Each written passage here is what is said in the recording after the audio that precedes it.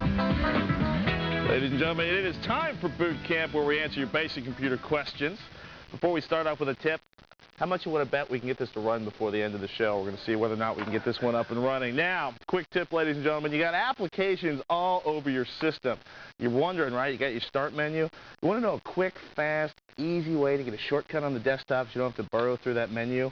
Well, let's take Internet Explorer here. Right-click on it, and that's the wrong link. Sorry, let's try that again under My Computer, Control Panels. There we go. Let's try Think Free Office. Check that out. We've got a pin to start menu, but scroll down a little bit, send to, and look at that, ladies and gentlemen, the desktop. It'll create a shortcut and zip it right out there. That'll work with just about any application on your system, no matter where it's looking. Look up here in the back.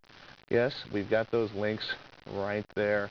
So just right-click on it, send to, and then click desktop. It'll create a nice little shortcut right there in your desktop for you. Now, on to the live questions, ladies and gentlemen. Paul joins us on the Intel Tech TV NetCam Network from Fort Worth, Texas. How you doing tonight, Paul?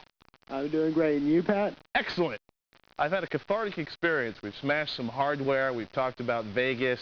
We've gotten the whole hair problem the guys in the set are having out of the way. It's a good thing. Oh, yeah. I know the hair problem. Had that lots of times before. It's tough, isn't it? You get angry. It is. Oh, man. Especially when you're in high school. You know, all the people judge you on your hair and everything else. It's true. We had a good we have a good ABC After School special Kevin's going to watch later. Hopefully it'll help him work through that. Oh, cool. So you got a question for us today? Yeah. I was wondering, how do you compress, like, massive video files onto your hard drive and then, like, open them up at a later date? Okay. What kind of video files are you thinking of, Paul? Well, I have several 200 to 800 megabyte MPEG video files. Ah, we've been on IRC and downloading, haven't we? Yeah. So it's okay. You don't have to answer that.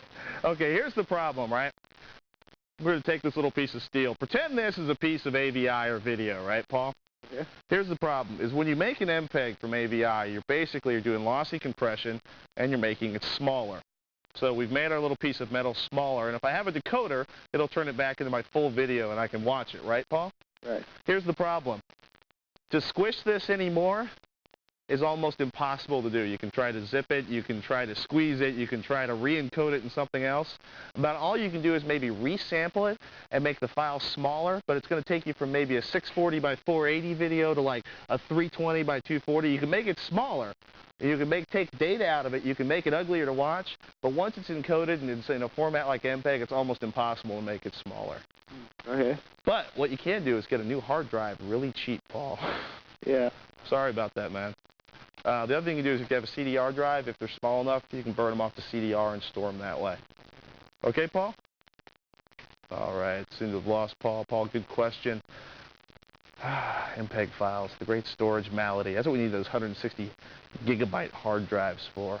Now, up next, what happens when a genetically engineered spider finds its way to your desktop? We're going to show you when the Screensavers returns. Put a screensaver on your desktop and click it every time you get up for a little protection from casual snoops. It's also a good idea to password protect it.